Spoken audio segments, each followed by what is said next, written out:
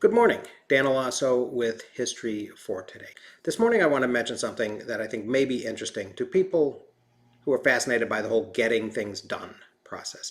I've not been entirely successful in implementing GTD into my daily routine. Part of the issue, I think, stems from the initial audit that I'm supposed to do to get things going. I've done some of it, but not all. And I'm aware that David Allen does say that you can do some of the GTD stuff and get some benefits. And I'm not really stressing about it that much, but I thought it was interesting and I wanted to take a minute to talk about it. The thing that I got most excited about when I first read Getting Things Done was the idea of clearing my inboxes. I typically had several thousand items in my email inboxes. I have an Outlook account for work and an iCloud account for personal use since I let go of my personal domain in the fall. I got them down to zero by trashing a lot of stuff and putting a lot more stuff into folders. 99% of the stuff that I got out of my inbox was either trash or it was stuff that qualified as reference material, as Alan says. I felt a little bit proud actually when I had zeroed out my two mailboxes, sort of like mission accomplished.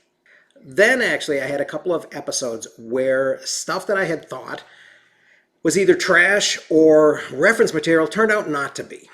In a couple of situations, people asked me about information that I knew I had seen in an email. The problem was I could no longer dip down into my archive and find it. I had either trashed it or I had filed it someplace where I couldn't locate it. This happened a couple of times. I would swear that I had filed something. Surely this wasn't something that I had thought was trash, right? But then when I searched all the folders that I had made, the info was nowhere to be found. Now, I think David Allen would say, well, then that's not a trusted place, right? But that's kind of the point. Luckily, this was just a mild setback for me. I was able to apologize to the person asking the question and then reassemble the information that I had failed to save. But it points to some potential gotchas of the system. Where had this information gone? Had I misfiled it? Had I put it in an inappropriate folder where it didn't really belong? Or was the new request coming from a direction and in a context that I hadn't anticipated? In a sense, this is kind of similar to the general issue in personal knowledge management that oftentimes separates people into either Notion or Rome camps. Front-end categorization sometimes gets in the way of information's usefulness.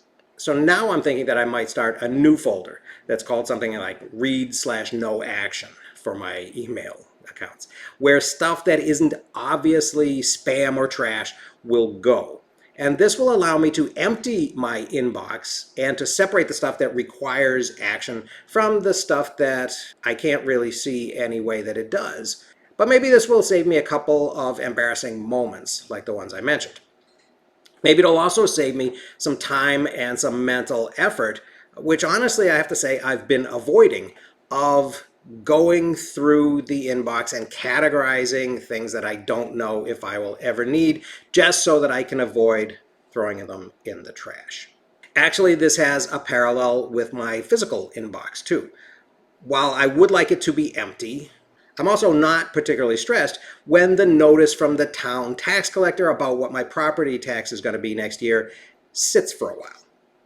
It's not eating a hole in my soul, right? And I sort of resent GTD or David Allen's suggestion that it should.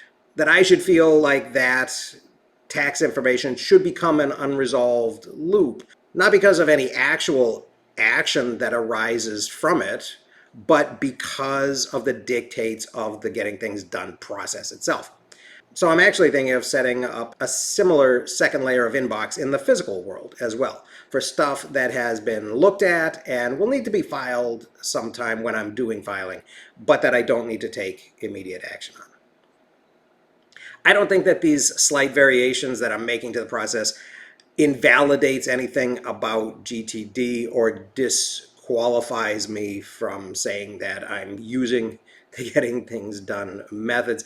I think it does make the tools more useful for my workflow. And I guess I'll see as time passes whether it leads to a more efficient and effective way for me to manage my time. So I'll let you know.